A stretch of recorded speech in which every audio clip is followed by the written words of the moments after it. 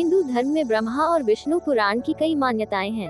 पुराणों के मुताबिक माना जाता है कि कलयुग खत्म होने के बाद दुनिया समाप्त हो जाएगी।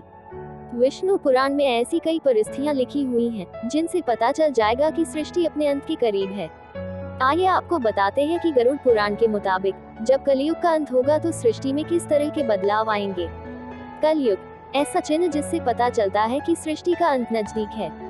हिंदू धर्म के मुताबिक जीवन चक्र 4 अवधियों में चलता है: सतयुग, त्रेता युग, द्वापर युग और कलयुग। ऐसा माना जाता है कि हर अवधि को पूरा करने के बाद दुनिया का नाश हो जाता है।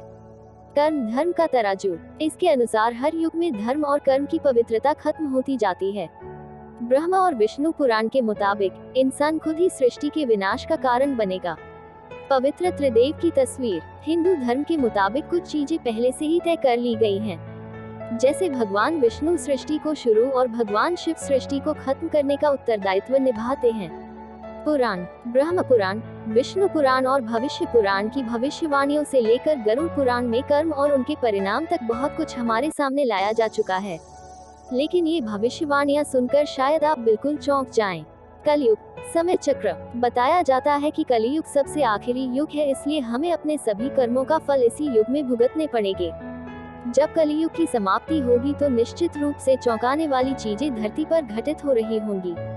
बेमौसम बारिश, आंधी तूफान, जल संकट, ये सब इसका संकेत भी हैं। जीवन काल छोटा होगा, इसके अनुसार जैसे जैसे कलयुग अंत की ओर बढ़ेगा मनुष्य का जीवन काल घटकर मात्र 12 साल तक रह जाएगा और शरीर 4 इंच सिकुड़ जाएगा।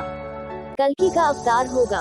ब्रह्मा और विष्णु पुराण में ये भी लिखा हुआ है कि एक वक्त ऐसा आएगा जब ये सृष्टि नफरत और भयानक कृत्यों में लिप्त हो जाएगी।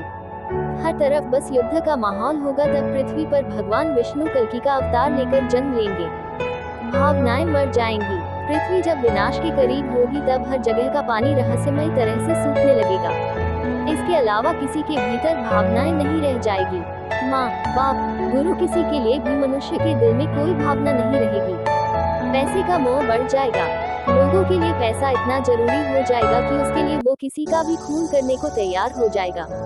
गंगा नदी उल्टी बहेगी। कलयुग के 5000 साल बाद पवित्र गंगा नदी उल्टी बहने लगेगी और वापस वैकुंठ लौट जाएगी। माना जाता है कि कलयुग के 10,000 साल बाद सभी देवी देवता पृथ्वी का पवित्र स्थान छोड़कर जाने लगेंगे।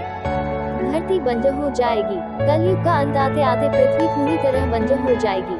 ना धरती पर फिर कोई फसल उग पाएगी और ना ही फूलों से धरती लहलहा पाएगी। पृथ्वी पर रहने वाले जीव जंतु तक निर्जीव हो जाएंगे। मानवता नष्ट हो जाएगी। कलयुग के 20,000 साल बाद मानवता की निर्मम हत्या होने लगेगी। पैसे और सत्ता के लिए माँ बेटे तक एक दूसरे के विनाश का कारण बनने लगेंगे। सभी एक दूसरे के खून के प्यासे हो जाएंगे। आतंकवाद बढ़ता जाएगा। आतंकवाद अपने चरम पर होगा। दुनिया क्रोध और नफरत से जल रही होगी। तब भगवान विष्णु कल्कि अवतार लेकर धरती पर जन्मेंगे। माना जाता है कि वो 1000 हाथी के जोड़ों से भी ज्यादा ताकतवर होंगे और वो पृथ्वी को आजाद कराने में 3 दिन का वक्त लेंगे। 1-2 सूर्य उगेंगे।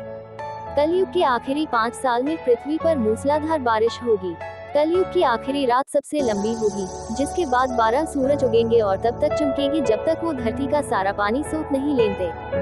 यहाँ 12 सूर्यों का मतलब पृथ्वी के बढ़ते तापमान से लिया जा सकता है।